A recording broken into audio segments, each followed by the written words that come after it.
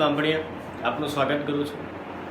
મિત્રો, આપણે છેલ્લા લેક્ચરમાં જોયું કે સમૂહ 15ના તત્વો કયા કયા પ્રકારના ઓક્સાઇડ બનાવે અને કેવા પ્રકારના રાસાયણિક ગુણધર્મો એ દર્શાવે। એસિડિકતા, એની બેઝિકતા, એના ક્રમ જોયો આપણે। છેલ્લે એક નીટનો પ્રશ્ન આપ્યો હતો, એનું આપણે આજે અહીંયા સોલ્યુશન જોઈશું। પણ એ પછીનો ખૂબ જ અગત્યનો રાસાયણિક ગુણધર્મ નંબર 3 કે સમૂહ 15ના તત્વની હેલોજન સાથે પ્રક્રિયા, એટલે કે સમૂહ 15ના તત્વો છે હેલોજન સાથે પ્રક્રિયા કરી અને એના હેલાઇડ બનાવે। તો એ હેલાઇડ આપણે જોઈએ, જેમાં ગુણધર્મ નંબર 3 સમૂહ 15ના તત્વની હેલોજન સાથે પ્રક્રિયા, અને સમૂહ 15ના તત્વો હેલોજન સાથે પ્રક્રિયા કરે એટલે શું બનાવે? તો કે તેના હેલાઇડ બનાવે। તો કયા કયા પ્રકારના હેલાઇડ બનાવે એ આપણે અહીંયા વાત કરીએ તો કે સમૂહ 15ના તત્વો મુખ્યત્વે બે પ્રકારના હેલાઇડ બનાવે। કયા કયા બે પ્રકારના હેલાઇડ બનાવે? તો કે એક MX3 અને બીજું MX5। આ બે પ્રકારના હેલાઇડ છે એ સમૂહ 15ના તત્વો બનાવે। તો એમાં પહેલા આપણે જોવાનું છે MX3 પ્રકારના હેલાઇડ વિશે આપણે પહેલા અહીં અભ્યાસ કરીશું। એ પૂર્ણ થાય એટલે પછી આપણે જોઈશું MX5 પ્રકારના હેલાઇડ જોઈશું, જ્યાં M બરાબર અહીંયા M બરાબર આપણે શું લઈશું? તો કે M બરાબર નાઇટ્રોજન, ફોસ્ફરસ, આર્સેનિક, એન્ટીમની અને બિસ્મથ। તો અહીંયા પહેલા આપણે એના ટ્રાય હેલાઇડ MX3 પ્રકારના હેલાઇડની પહેલા સામાન્ય વાત કરીએ તો કે MX3 પ્રકારના હેલાઇડ છે એ AB3 E પ્રકારનું બંધારણ ધરાવે, એટલે કે 3 છેડાના પરમાણુ જે હેલોજન છે અને એક અબંધકારક ઇલેક્ટ્રોન યુગ્મ, એટલે કે સમૂહ 15ના તત્વો ઉપર 2 ઇલેક્ટ્રોન છે એ અબંધકારક હશે, એટલે એને આપણે એક યુગ્મ કહીશું। એનું બંધારણ આપણે જોઈએ તો અહીંયા આપણે લઈશું M, એટલે કે સમૂહ 15 નો તત્વ। કેટલા હેલોજન છે? તો કે 3। અહીંયા હેલોજન 1,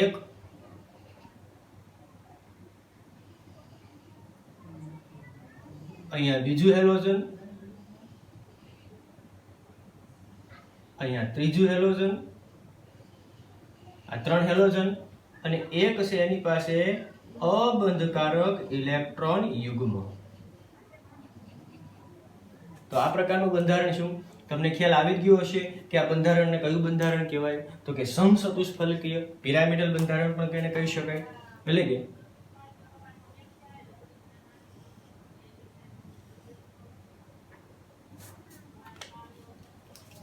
ટ્રાય હેલાઇડ છે એ સમચતુષ્ફલકીય પ્રકારનું બંધારણ આકાર આપે, એટલે આપણે લખી શકીએ કે આકાર કયો? તો કે સમચતુષ્ફલકીય આકાર। ત્યારબાદ એમાં થતું સંકરણ આપણે જોઈએ કે ભાઈ કયા પ્રકારનું સંકરણ થાય। મિત્રો, હેલાઇડ છે એ તમારી ટેક્સ્ટ બુકમાં ખૂબ ટૂંકમાં વાત કરેલી છે, પણ અહીં આપણે એનું ખૂબ ડિટેલમાં અભ્યાસ કરીશું, એટલે ખાસ ધ્યાન આપજો। એમાં આપણે સંકરણ જોઈએ તો સંકરણની અંદર આપણે જોઈએ અહીંયા કે ભાઈ બંધકારક જોડ કેટલી? 3 અને અબંધકારક જોડ કેટલી? 1। અહીંયા આપણે જોઈ શકીએ કે આ 1 બંધકારક, 2 બંધકારક અને 3 બંધકારક। આ 1 છે એ કેવી છે? અબંધકારક, એટલે અહીંયા આપણે લખી શકીએ કે બંધકારક જોડ 3 અને અબંધકારક જોડ 1, એટલે કે ટોટલ જોડ કઈ થઈ? 4। એટલે 4 જોડ હોય એટલે એક S પ્રકારમાં જોડ આવે અને બાકી વધી 3, એ 3 P પ્રકારની કક્ષકમાં આવે, એટલે કયું સંકરણ થશે? તો કે sp3। તો આ આપણે વાત કરી એની સામાન્ય। હવે એ કયા કયા પ્રકારના હેલાઇડ બનાવે એ આપણે જોઈએ તો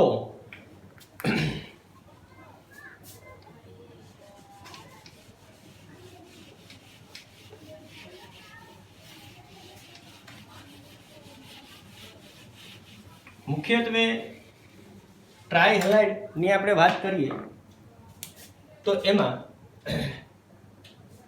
NX3 PX3 ASX3 SBX3 અને BIX3 એમાં X બરાબર જ્યાં X બરાબર આપણે લઈશું ફ્લોરિન, ક્લોરિન, બ્રોમિન અને આયોડિન. અહીંયા લખી દઉં તમને કે જ્યાં X બરાબર ફ્લોરિન, ક્લોરિન, બ્રોમિન અને આયોડિન. હવે મિત્રો અહીં તમે જુઓ તો આ બધા જ હેલાઇડ છે એ સ્થાયી હેલાઇડ છે, સિવાય 3 હેલાઇડ કે જે અસ્થાયી છે. એ કયા કયા? તો કે નાઇટ્રોજનના 4 હેલાઇડ પૈકી NF3, NCl3, NBr3 અને NI3 એમાં આ 3 હેલાઇડ છે ટ્રાયક્લોરાઇડ, ટ્રાયબ્રોમાઇડ અને ટ્રાયઆયોડાઇડ. આ 3 હેલાઇડ છે એ અસ્થાયી છે અને બાકી બધા જ હેલાઇડ છે એ કેવા છે? સ્થાયી છે. આ 3 હેલાઇડ શું કામ અસ્થાયી છે? તો એનું આપણે કારણ જોઈએ કે ભાઈ તમે જોઈ શકો કે જે ક્લોરિન, બ્રોમિન અને આયોડિન કદ વધતું જાય એટલે નાઇટ્રોજન અને ક્લોરિન એવી રીતના નાઇટ્રોજન અને બ્રોમિન, નાઇટ્રોજન અને આયોડિન તરફ તમે જાઓ એટલે આ બંને પરમાણુ વચ્ચેનું કદનો તફાવત વધતો જાય. હવે કદનો તફાવત વધે એટલે બંધ છે એ નિર્બળ બને અને બંધ નિર્બળ બને એટલે કે એની ધ્રુવીયતા ઓછી થતી જાય એટલે એ સંયોજન છે કેવું બને? અસ્થાયી. તો અહીં આપણે લખી શકીએ કે નાઇટ્રોજન અને હેલોજન વચ્ચે કદ તફાવત વધે અને તેથી NX બંધ નિર્બળ બને એટલે કે ધ્રુવીયતા ઘટે, બંધની ધ્રુવીયતા ઘટે અને માટે તે કેવા છે? 3 હેલાઇડ તો કે અસ્થાયી છે. તો આપણે એના હેલાઇડની વાત કરી. બાકીના ફોસ્ફરસ, આર્સેનિક, એન્ટીમની અને બિસ્મથના બધા જ હેલાઇડ, ફ્લોરિનથી માંડીને આયોડિન અને નાઇટ્રોજનનો ફ્લોરિન, આ બધા જ હેલાઇડ છે એ મિત્રો ખૂબ જ સ્થાયી છે. હવે આપણે એના જુદા જુદા ક્રમની વાત કરીએ. કયા ક્રમ? તો કે સહસંયોજક સ્વભાવ, આયનીય સ્વભાવ, એના બંધની એન્થાલ્પીનો સ્વભાવ, એની આપણે વાત કરીએ તો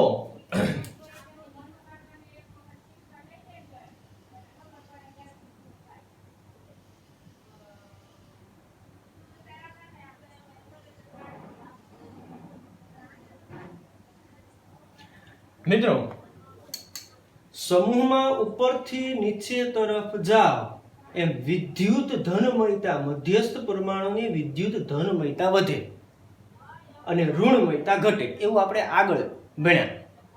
તો ઋણમયતા ઘટતી હોવાથી એની ધ્રુવીભવન ક્ષમતા પણ ઘટે. ધ્રુવીભવન ક્ષમતા ઘટે એટલે કે ધ્રુવીભવન ક્ષમતા એટલે શું? તો કે ધન આયન વડે ઋણ આયનના ઇલેક્ટ્રોન વાદળને વિકૃત કરવાની ક્ષમતા, એને કઈ ક્ષમતા કહેવાય? ધ્રુવીભવન ક્ષમતા. હવે જેમ ધ્રુવીભવન ક્ષમતા વધુ હોય એમ સહસંયોજક વલણ વધુ હોય, જેવું તમે 11મી ધોરણમાં શીખ્યા. એટલે કે ધ્રુવીભવન ક્ષમતા ઘટે એટલે સહસંયોજક વલણ પણ કેવું થાય? ઘટે. જો સહસંયોજક વલણ ઘટતું હોય તો આયનીય વલણ કેવું થાય? વધે. કોઈ પણ સંયોજન તમે લઈ લો, કોઈ પણ સંયોજન, એ 100% સહસંયોજક હોતું નથી કે 100% આયનીય વલણ ધરાવતું નથી. અમુક ટકા આયનીય હોય અને અમુક ટકા સહસંયોજક ગુણધર્મ ધરાવતું હોય. તો એ ક્રમની આપણે વાત કરીએ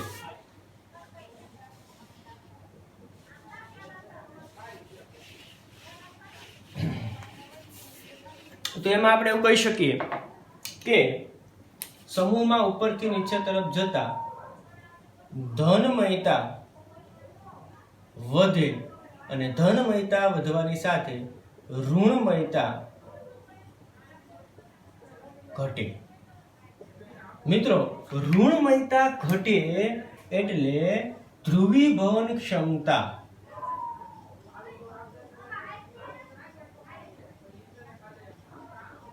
પણ ઘટે અને ધ્રુવીભવન ક્ષમતા ઘટવાને લીધે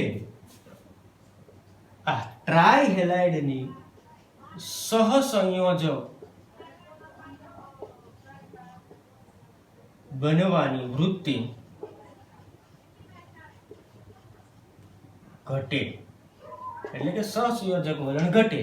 જો સહસંયોજક વલણ ઘટતું હોય તો આયનીય વલણ વધે એવું આપણે કહી શકીએ. એટલે ખાસ અગત્યનો પોઈન્ટ મિત્ર, તો આપણે એવું કહી શકીએ કે બિસ્મથ હેલાઇડ છે એ સ્વભાવે આયનીય હોય, વધુ આયનીય હોય, અને નાઇટ્રોજન હેલાઇડ છે એ સ્વભાવે વધુ સહસંયોજક હોય. ઉપરથી નીચે એટલે આયનીય વલણ વધે અને સહસંયોજક વલણ કેવું થાય? ઘટે. ત્યારબાદ એને આપણે ક્રમ લખીએ કે ભાઈ સહસંયોજક વલણનો ક્રમ લખીએ.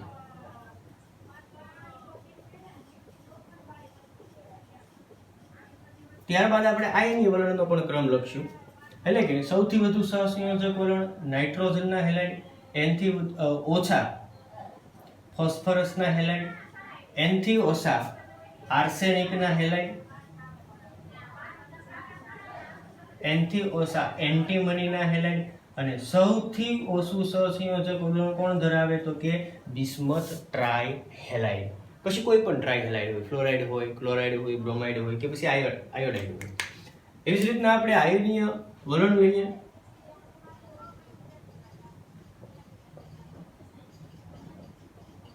તો કે આયનીય વલણ સમૂહમાં નીચે તરફ જાવ એમ વધે. તો નાઇટ્રોજન હેલાઇડ છે એ સૌથી ઓછું આયનીય, એનથી વધુ ફોસ્ફરસ ટ્રાયહેલાઇડ, એનથી વધુ આર્સેનિક ટ્રાયહેલાઇડ, એનથી વધુ એન્ટીમની ટ્રાયહેલાઇડ અને સૌથી વધુ બિસ્મથ ટ્રાયહેલાઇડ આયનીય વલણ ધરાવે છે. ખૂબ અગત્યનો ગુજકેટની પરીક્ષામાં પૂછાયેલો પ્રશ્ન કે ભાઈ સહસંયોજક વલણ અને આયનીય વલણ નીચેનામાંથી કોનું વધુ છે, કોનું ઓછું છે, કોઈ પણ રીતે તમને ફેરવીને પરીક્ષામાં પ્રશ્ન પૂછી શકે. આ તમારે લખવું હોય મિત્રો તો તમે આનો સ્ક્રીનશોટ પાડી અને લખી શકો. ત્યારબાદ આપણે તેના ગુણધર્મો વિશે થોડોક અભ્યાસ કરીએ કે બધા જ ટ્રાયહેલાઇડનું બંધારણ આપણે જોઈએ. બધા જ ટ્રાયહેલાઇડના બંધારણની અંદર એક અબંધકારક ઇલેક્ટ્રોન યુગ્મ છે. હવે એક અબંધકારક ઇલેક્ટ્રોન યુગ્મ હોવાથી અન્યને ઇલેક્ટ્રોનનું દાન કરે, એટલે કે એને આપણે ઇલેક્ટ્રોન દાતા કહીશું. હવે ઇલેક્ટ્રોનનું દાન કરે એટલે કે ઇલેક્ટ્રોન દાતા છે એને શું કહેવાય? તો કે તેને લુઈસ બેઇઝ કહેવાય. શું કહે એને? તો કે લુઈસ બેઇઝ. તો હવે લુઈસ બેઇઝ તરીકેનો સ્વભાવ છે એ આપણે અહીંયા જોઈએ. એ પહેલા આ બંને ક્રમ છે હું પૂછી નાખું.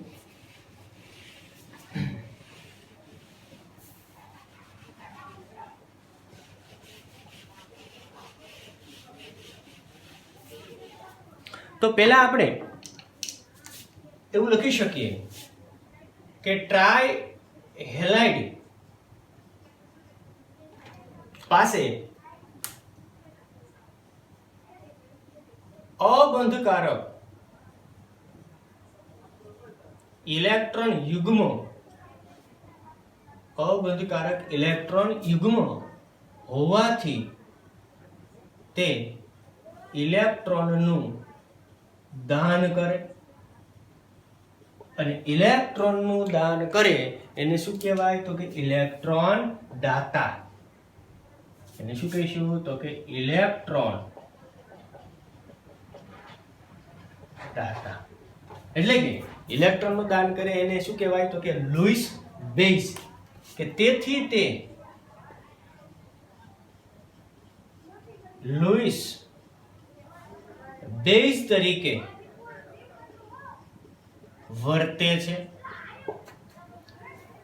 હવે કોણ વધુ લુઈસ બેઇઝ તરીકે વર્તે, કોણ ઓછું લુઈસ બેઇઝ તરીકે વર્તે એની આપણે થોડીક વાત કરીએ. તો કે ફ્લોરાઇડ, ક્લોરાઇડ બ્રોમાઇડ અને આયોડાઇડ. તમે જોઈ શકો મિત્રો કે ફ્લોરાઇડ થી આયોડાઇડ તરફ તમે જાઓ તો વિદ્યુત ઋણતા ઘટે, એટલે કે ઇલેક્ટ્રોન પ્રત્યેનું આકર્ષણ ઘટે. હવે ઇલેક્ટ્રોન પ્રત્યેનું આકર્ષણ જેમ ઓછું હોય એમ ઇલેક્ટ્રોન વધુ સરળતાથી મુક્ત કરી શકીએ, એટલે કે ઇલેક્ટ્રોનનું સરળતાથી દાન કરી શકીએ, એટલે કે ઇલેક્ટ્રોન દાન કરવાની વૃત્તિ વધે. ઇલેક્ટ્રોન દાન કરવાની વૃત્તિ વધે એટલે કે લુઈસ બેઝ બનવાની વૃત્તિ પણ કેવી થાય? વધે. તો અહીંયા આપણે એનું થોડુંક ડિટેલમાં લખી શકીએ કે વિદ્યુત ઋણતા વધે. હવે વિદ્યુત ઋણતા વધે તેમ ઇલેક્ટ્રોન નું આકર્ષણ વિદ્યુત ઋણતા ઘટે, આકર્ષણ ઘટે. વિદ્યુત ઋણતા કેવી થશે? ઘટશે. હવે ઇલેક્ટ્રોન નું આકર્ષણ ઘટે એટલે કે ઇલેક્ટ્રોન નું દાન કરવાની વૃત્તિ વધે. હવે ઇલેક્ટ્રોન દાન કરવાની વૃત્તિ એટલે એને આપણે શું કીધું? તો કે લુઈસ બેઝ, એટલે કે લુઈસ બેઝ બનવાની વૃત્તિ વધે. એટલે અહીં આપણે કહી શકીએ કે લુઈસ બેઝ બનવાની વૃત્તિ વધે. તો એનો આપણે ક્રમ લખીએ કે ભાઈ કોઈ પણ, પછી તમે ટ્રાય હેલાઇડ લઈ લો, નાઇટ્રોજનના કોઈ પણ ટ્રાય હેલાઇડ લઈ લો, ફોસ્ફરસના કોઈ પણ ટ્રાય હેલાઇડ હોય, આર્સેનિક, એન્ટીમની કે બિસ્મથના કોઈ પણના ટ્રાય હેલાઇડ હોઈ શકે. ફ્લોરાઇડ થી આયોડાઇડ તરફ જાઓ એટલે લુઈસ બેઝ બનવાની વૃત્તિ વધે. તો એનો આપણે ક્રમ લખીએ. આપણે નાઇટ્રોજનનું એક્ઝામ્પલ લઈએ કે ભાઈ નાઇટ્રોજન ફ્લોરાઇડ ટ્રાયફ્લોરાઇડ કરતા વધુ, નાઇટ્રોજન ટ્રાયક્લોરાઇડ વધુ લુઈસ બેઝ તરીકે વર્તી શકે, અને એનથી વધુ નાઇટ્રોજન ટ્રાય બ્રોમાઇડ અને એનથી વધુ નાઇટ્રોજન ટ્રાય આયોડાઇડ. પછી એવી રીતના તમે બિસ્મથની વાત કરી શકો, એવી રીતના તમે એન્ટીમની, આર્સેનિક કે ફોસ્ફરસના ટ્રાય હેલાઇડની વાત કરી શકો. હવે પ્રશ્ન એ રહ્યો કે ભાઈ સમૂહમાં નાઇટ્રોજન, ફોસ્ફરસ, એન્ટીમની, આર્સેનિક, બિસ્મથના ટ્રાય હેલાઇડ હોય તો એમાં સૌથી વધુ લુઈસ બેઝ કોણ? આપણને ફ્લોરાઇડ, ક્લોરાઇડ, બ્રોમાઇડમાં તો ખ્યાલ આવી ગયો, પણ નાઇટ્રોજન, ફોસ્ફરસ, આર્સેનિક, એન્ટીમની, બિસ્મથમાં સૌથી વધુ લુઈસ બેઝ તરીકે કોણ વર્તે? તો એમાં પણ આપણે જોઈ શકીએ કે nitrogen try halide, phosphorus try halide, arsenic try halide, antimony try halide અને બિસ્મથ ટ્રાય હેલાઇડ. સમૂહમાં ઉપરથી નીચે જાઓ એમ કદ વધવાની સાથે લુઈસ બેઝ ની વૃત્તિ ઘટે છે, એટલે કે લુઈસ બેઝ બનવાની વૃત્તિ છે કેવી થાય? ઘટે. ત્યારબાદ આપણે ખાસ અગત્યની વાત કરીએ કે એના રાસાયણિક ગુણધર્મ, કે ટ્રાય હેલાઇડ છે એ કેવા પ્રકારના રાસાયણિક ગુણધર્મ આપે, તો તેની વાત આપણે કરીએ.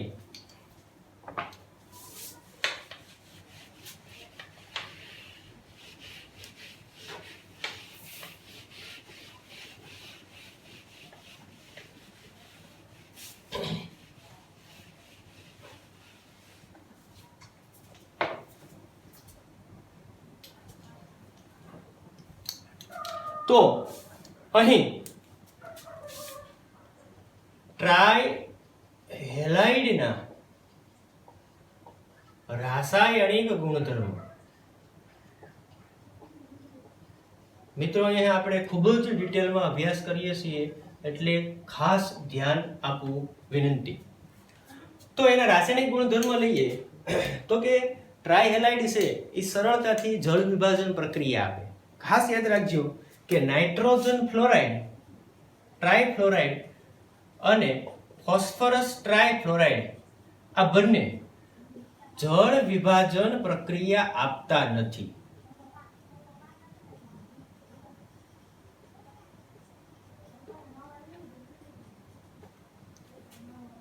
બાકીના બધા જ જળ વિભાજન પ્રક્રિયા આપે. કયા કયા પ્રકારની જળ વિભાજન પ્રક્રિયા આપે એ આપણે જોઈએ. તો કે પહેલા આપણે નાઇટ્રોજન ટ્રાયક્લોરાઇડ ની વાત કરીએ કે ભાઈ નાઇટ્રોજન ટ્રાયક્લોરાઇડ ની જળ વિભાજન પ્રક્રિયા.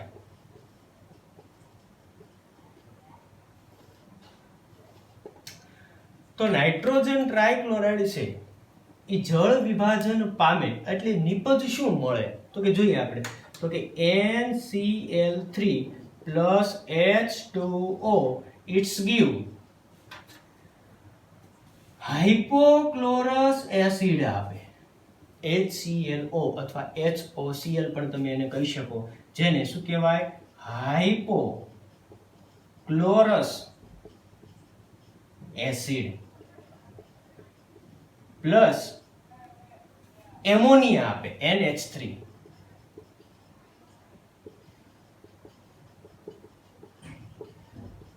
પ્રક્રિયાને આપણે સંતુલિત કરીએ મિત્રો તો ક્લોરીન 3 છે એટલે આપણે અહીં 3 મોલ લેવા પડશે.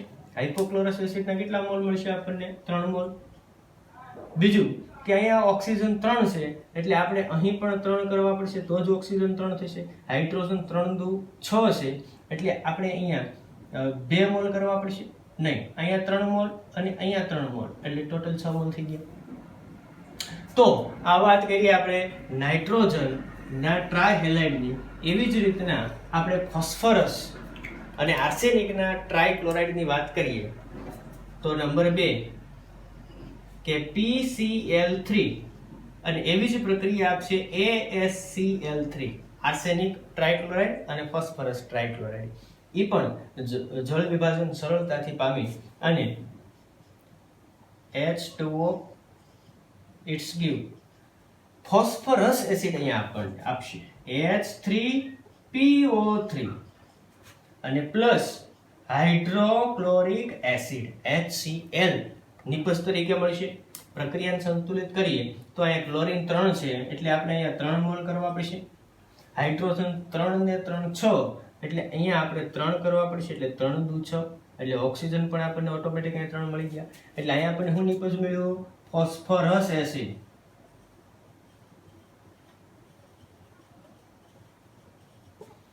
એવી જ રીતના આર્સેનિક ક્લોરાઇડ આર્સેનસ એસિડ આપશે. સેમ પ્રક્રિયા H2O it's give H3ASO3 અને પ્લસ HCl. પ્રક્રિયાને તમે સંતુલિત કરો તો કે ક્લોરીન 3 છે એટલે કે 3 મોલ હાઇડ્રોક્લોરિક એસિડ મળશે. હાઇડ્રોજન 3 ને 3 6 એટલે કે 3 મોલ કરવા પડશે એટલે કે 3 દુ 6 તમને હાઇડ્રોજન મળી જશે. 3 ઓક્સિજન થઈ જશે એટલે અહીં આપણને આર્સેનસ એસિડ મળે. એવી જ રીતના એન્ટીમની અને બિસ્મથ સેમ પ્રક્રિયા આપશે. આંશિક જળ વિભાજન પામશે. કોણ કોણ? એન્ટીમની અને બિસ્મથ. તો કે એન્ટીમની બિસ્મથ તો પહેલા આપણે એન્ટીમનીની વાત કરીએ કે એન્ટીમની ટ્રાયક્લોરાઇડ આપણે બધામાં ક્લોરાઇડ જ લઈએ એટલે કે સેમ પ્રક્રિયા રહે કે ભાઈ એન્ટીમની ક્લોરાઇડની જળ વિભાજન પ્રક્રિયા થાય એટલે કે આંશિક રીતે જળ વિભાજન પામી અને એન્ટીમની ઓક્સીક્લોરાઇડ બનાવે. શું બનાવે? એન્ટીમની ઓક્સીક્લોરાઇડ એટલે કે એન્ટીમની ઓક્સી એટલે કે ઓક્સિજન અને ક્લોરાઇડ એટલે કે Cl. Antimony oxychloride plus hydrochloric acid મળશે તમને HCl.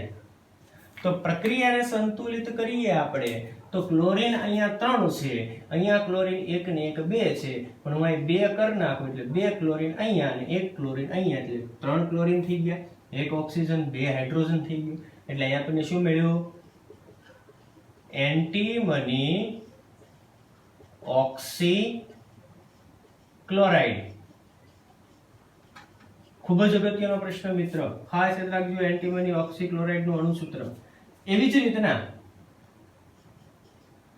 બિસ્મથ ટ્રાયક્લોરાઇડ BiCl3 પણ આંશિક જળ વિભાજન પામી અને બિસ્મથ ઓક્સીક્લોરાઇડ આપશે BiOCl પ્લસ હાઇડ્રોક્લોરિક એસિડ આપશે.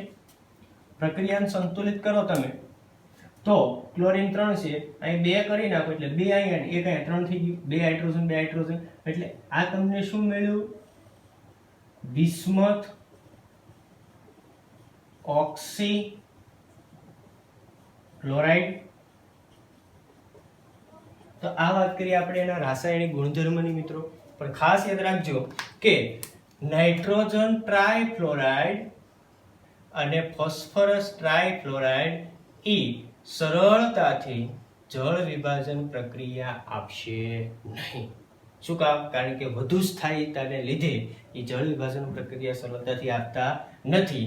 એટલે કે આ આપણે વાત કરી ક્લોરાઇડની, આવી જ રીતના બ્રોમાઇડ અને આવી જ રીતના આયોડાઇડ પણ જળ વિભાજનની પ્રક્રિયા આપે છે. મિત્રો, પેન્ટાહેલાઇડ છે એ ખૂબ જ મોટો ટોપિક છે, એટલે એ આપણે આવતીકાલે રાખશું. પરંતુ એ પહેલા આપણે કાલે નીટ માટે એક પ્રશ્ન આપ્યો હતો કે હવે ફોસ્ફરસ પેન્ટોક્સાઇડ અને ફોસ્ફરસ ટ્રાયોક્સાઇડની અંદર ઓક્સિજન સેતુબંધ અને સિગ્મા બંધની સંખ્યા કેટલી? તો એ આપણે જોઈએ, એનું સોલ્યુશન આપણે જોઈએ.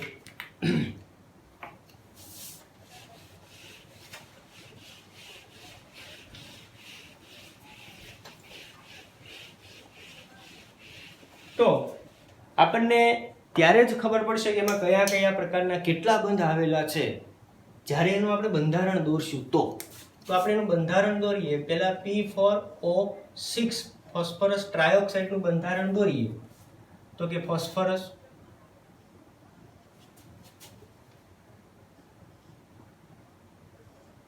ઓક્સિજન, ફોસ્ફરસ, ઓક્સિજન, ફોસ્ફરસ, અહીંયા ઓક્સિજન આવશે. એવી રીતના સેમ આ બાજુ સેમ ફોસ્ફરસ ઓક્સિજન અને આની સાથેનું સીધું જોડાણ આવશે. અહીંયા ઓક્સિજન આપણી પાસે 4 છે, ટોટલ ઓક્સિજન 6 છે, એટલે કે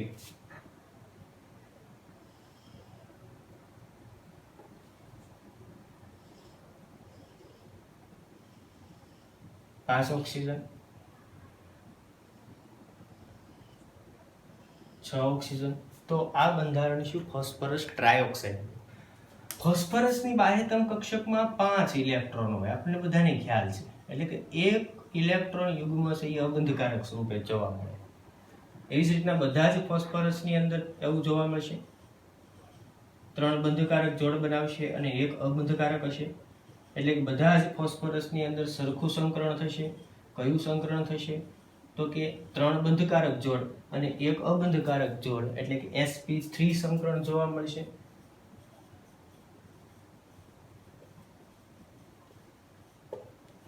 sp3 સંકરણ થશે. હવે તો ઓક્સિજન સેતુબંધ કયા એની આપણે વાત કરીએ. તો કે ઓક્સિજન સેતુ એટલે કે બ્રિજ. ઓક્સિજન દ્વારા બ્રિજ બનતો હોય એને ઓક્સિજન સેતુબંધ કહેવાય. તો કે પહેલા આપણે લઈશું ઓક્સિજન સેતુબંધ. તો અહીં જુઓ મિત્રો, આ બંધને